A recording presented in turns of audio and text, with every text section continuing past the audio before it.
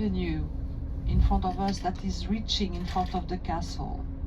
So we've got 3 large avenues of this kind reaching in front of the castle.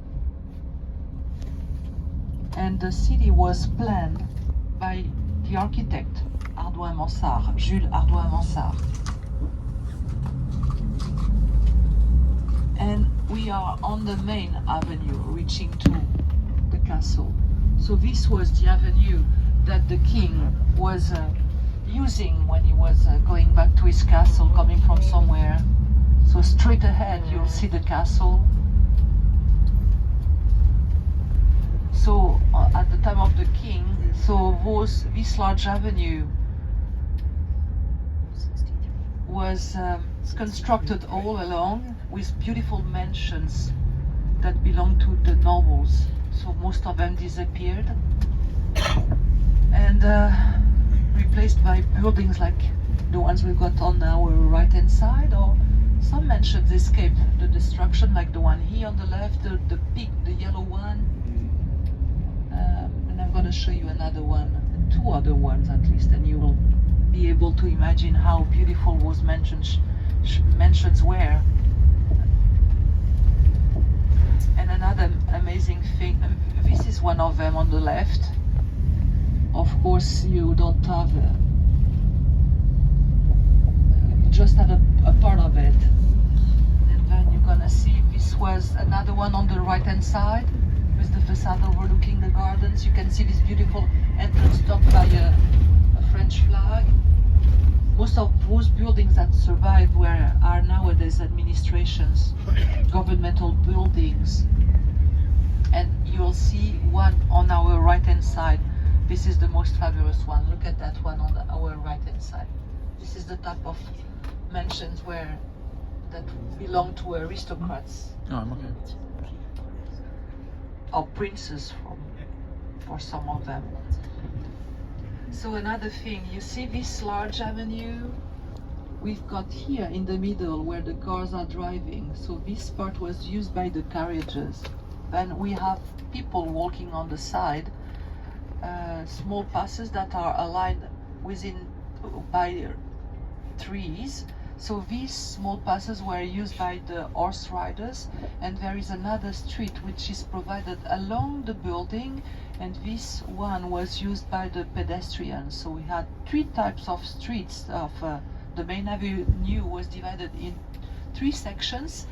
So one for the carriages in the center, then one for the pedestrians along the buildings, and in between one for the horse riders. Because of the traffic was enormous in between Versailles and Paris, because Paris basically remained the capital of the kingdom, but the kingdom was being administrated from Versailles. And straight ahead you can see the castle of the Sun King. Of course, on those days when you were given a land nearby the castle, you were very important. On the left hand side you can see the city hall, which was a construction of the 19th century. So the closest your land was next to the castle, the more important you were as a noble on those days. And the buildings on both sides of this avenue now, with the red bricks, are the stables that were constructed for the horses of the king. The left one is called the small stable, and on the right side this is the great stable.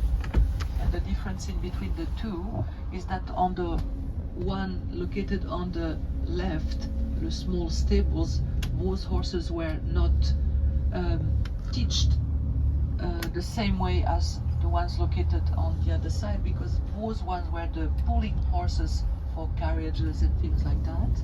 And on the other side, the king, by the way, the Sun King. The Sun King. So this is how beautiful the stables were. Look at this beautiful building.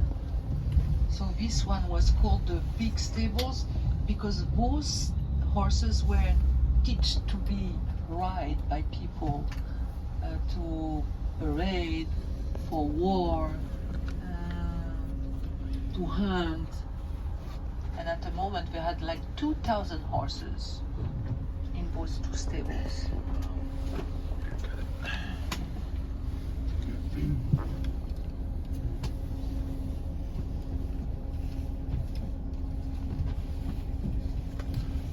So we have got an entrance to the castle which is marked for 1:10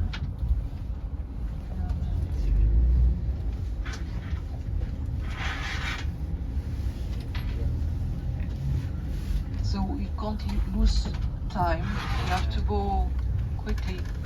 Did you use the box? Huh? I gave you the snowman, remember? Bigger than you.